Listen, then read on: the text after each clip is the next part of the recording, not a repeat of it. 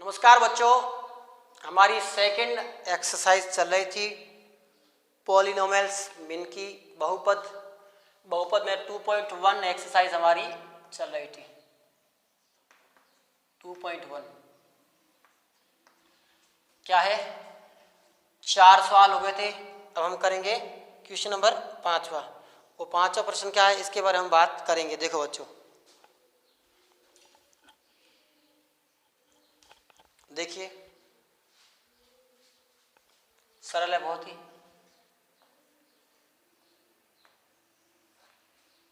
पांचवा प्रश्न क्या कह रहा है? आपको रैखिक समीकरण द्विघात और त्रिपद को छांटना है, जो भी आपको व्यंजक दे रखे हैं बहुपद के रूप में।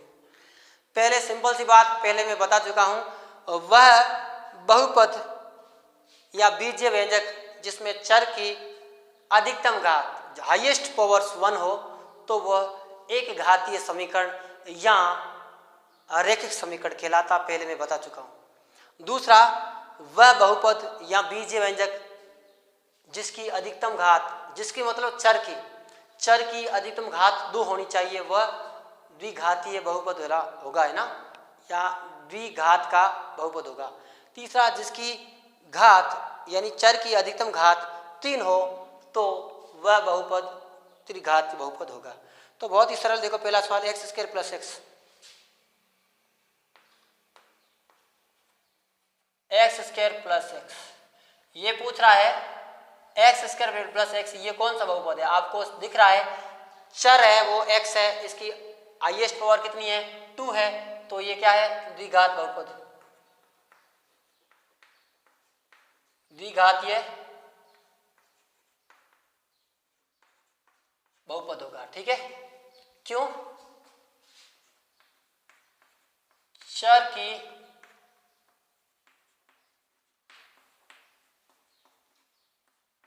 हाईएस्ट पावर अधिकतम घात 2 है। क्यों है? चर की अधिकतम घात 2 है। Second, x minus x cube, x की पावर कितनी है? 3 है, ये त्रिघातीय समीकरण।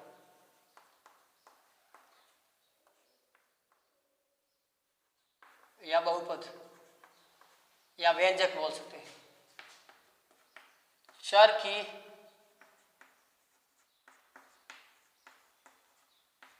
अधिकतम घात 3 है इसलिए। तीसरा वो क्या है? y plus y square plus 4,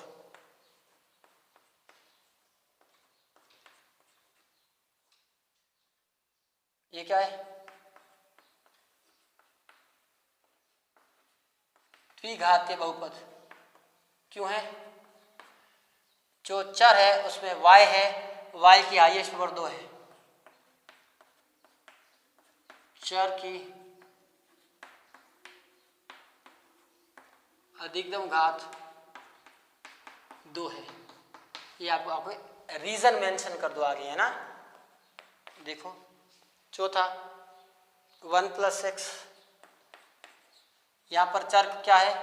sir चर है यहाँ पर x, x की पावर कितनी है? 1 है, तो ये एक रैखिक समीकरण या एक घातीय समीकरण, ये रैखिक बहुपद होगा। क्यों? चर की अधिकतम घात 1 है। बाकी वाला आपको खुद को करना है, मैंने आपको तीनों तरीके से बता दिया है। तो इस प्रकार से 2.1 एक्सरसाइज यहाँ पर समाप्त हुई। आज हम 2.2 एक्सरसाइज स्टार्ट करेंगे बच्चों। देखिए इसको मैं साफ करने वाला हूँ। देखिए सेकंड एक्सरसाइज 2.2 वो क्या है?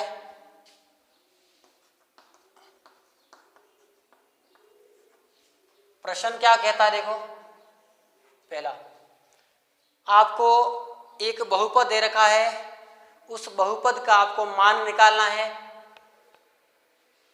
आपको उस बहुपद में जो चर राशि है उसका मान आपको दे रखा है, उस मान का इस्तेमाल करते हुए बहुपद का आपको मान निकालना। देखो निम्नलिखित बहुपद के मान ज्ञात करने हैं।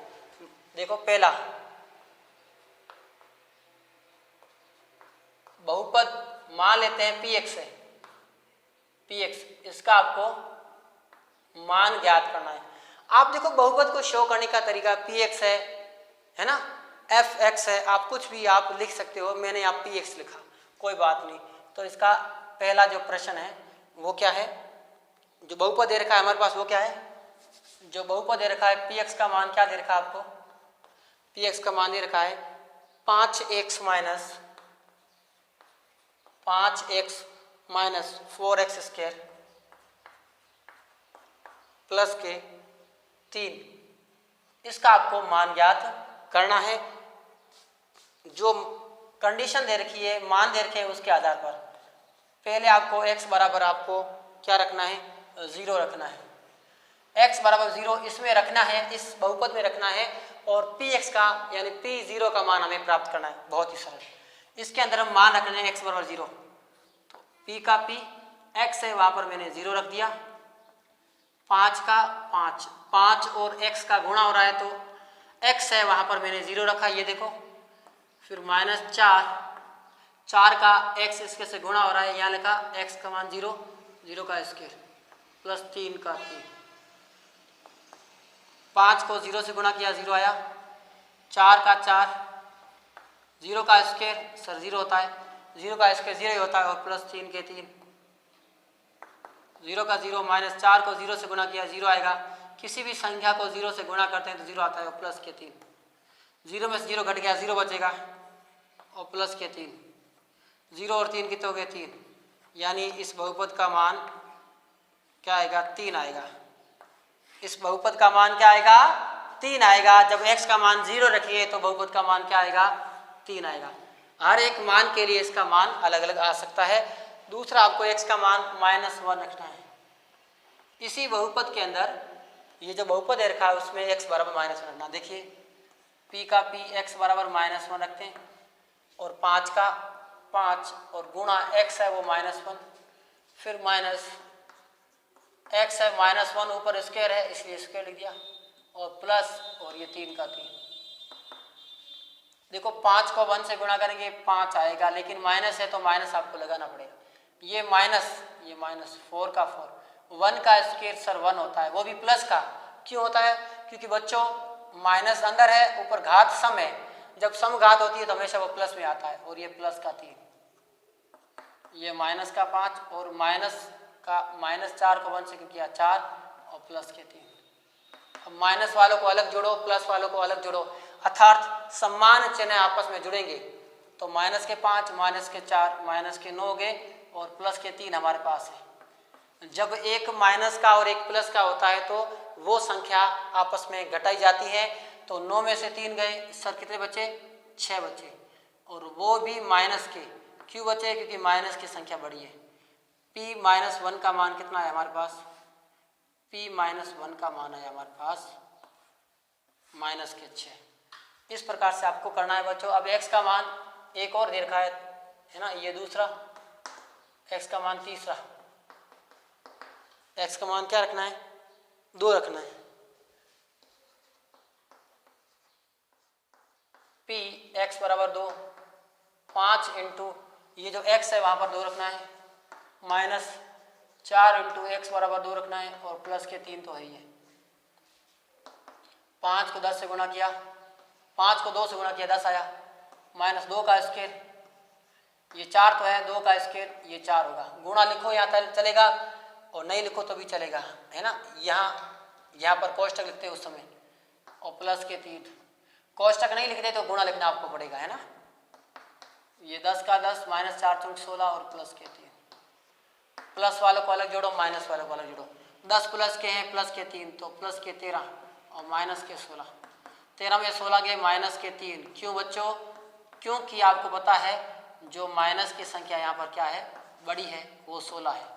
ये इस प्रकार से उत्तर आगे तीनों, और आपको इस प्रकार से करना है। और ये 2.2 का पहला सवाल यहाँ पर समाप्त हो गया है। आशा करता हूँ ये सवाल आपको समझ में आया होगा। दूसरा सवाल भी बच्चों इसी प्रकार का है, और तीसरा सवाल भी इसी प्रकार का है। तो मैं दूसरे के कुछ प्रश्न मैं कराना चाहूँगा। देखो जल्दी करो इसको। पहले के सारे प्रश्न मैंने करा दिया आपको, है ना। इसको मैं साफ करता हूँ।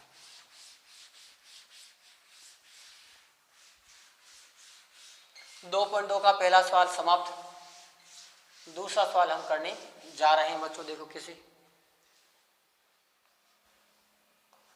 दूसरा प्रश्न है, इसमें भी आपको प्रत्येक बहुपद के लिए मान ज्ञात करना है। अब इसमें बहुपद का मान आपको दे रखा है अलग अलग। क्या दे रखा है बहुपद पहला? P Y. वाई इसलिए है कि जो बहुपद है वो वाई के रूप में, इसलिए वाई लिखा है इसने, कोई दिक्कत नहीं है। Y square minus y plus 1, y square minus y okay और प्लस के 1।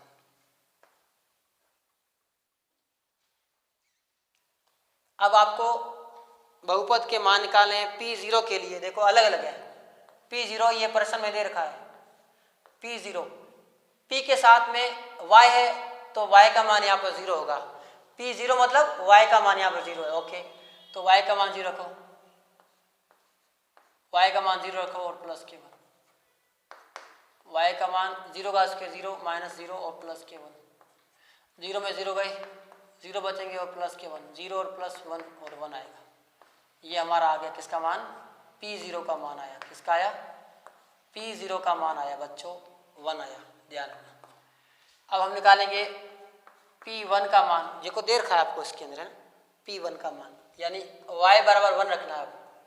ये y बराबर 1, तो 1 का स्क्वायर माइनस ये y बराबर 1 रख दिया मैंने और प्लस का 1। 1 का स्क्वायर 1 माइनस का 1 और प्लस का 1। ये माइनस और प्लस कैंसिल हो गया, पीछे क्या बचा? 1 बचा।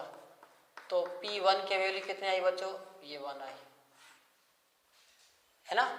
अब आपको क्या करना है? P2 का मान निकालना है। P2 मतलब अंदर y है तो y का मान आपको 2 रखना है। तो आपको क्या रखना है? 2 का स्क्वायर माइनस 2 और प्लस के 1। तो ये 2 का स्क्वायर 4 और माइनस के 2 और प्लस के 1। प्लस वालों को अलग जोड़ो, ये 4 और 1 प्लस के 5 हो जाएंगे और माइनस के 2। 5 में 2 गया, 3 बचेगा। ये P2 का मान कितना है बच्चों? 3 आ गया। इस प्रकार से आपको करना है, ठीक है। प्रत्येक बहुपद के लिए ये आपको 3 मान ज्ञात करने हैं। प्रत्येक बहुपद के लिए अलग अलग बहुपद दे रखा है। तो ये दूसरे का पहला सवाल इस प्रकार से आपको करना है। एक और प्रश्न में देखो समझा देता हूं, बाकी वाले आपको करने हैं। तीसरा नहीं, चौथा बता देता हूं, है ना। इसको साफ, प्रत्येक बहुपद के लिए 3 मान ज्ञात करने हैं। प्रश्न पढ़ो, उसमें सब साफ दिया हुआ है ना। मैं चौथा प्रश्न कर रहा हूं दूसरे का। चौथा बहुपद क्या दे रखा है आपको? Px दे रखा है, क्योंकि समीकरण x के रूप में।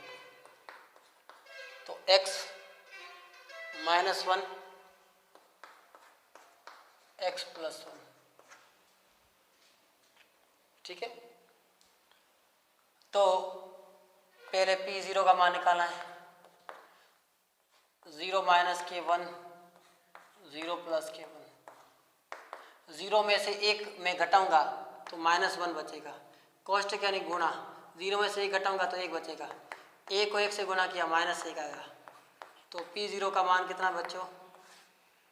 P0 का मान कितना है? माइनस का 1। इस प्रकार से आपको करना है। अब हमें क्या निकालना है? P1 का मान निकालना है। जहाँ x है वहाँ पर 1 रखना है। तो 1 माइनस 1 और 1 प्लस 1 मान रख रहा हूँ, x का मान 1। तो 1 में 1 गया 0 और एक कोष्टक 2 1 1 2, 2 इंटू 0 ये 0 आएगा। तो P1 का मान कितना आया? P1 का मान 0 आया। अगला P2 का मान निकालना है। x बराबर 2 रखना है। 2 माइनस 1 और 2 प्लस 1। 2 में से गया 1 गुणा 2 प्लस 1 3, 3 इंटू 1 3। इस प्रकार से आपको करना है बच्चों। आशा करता हूँ ये आपको समझ में आया होगा। बहुत ही सरल है ना। ये दूसरा सवाल इस प्रकार से समाप्त हो गया। तीसरा सवाल है, उसके आगे उसके मान क्या रखने हैं समीकरण में वो आपको दे रखे हैं, आपको करना है ना। बट्टे वाले भी सवाल है, नहीं आता है तो कुछ सवाल मैं कराऊंगा। तो आप 2 तक आप कर लेना, कल हमारी ये प्रश्नावली मैं खत्म कर दूंगा, तीसरा और चौथा सवाल कल मैं करा दूंगा। आज के लिए इतना ही, धन्यवाद बच्चों।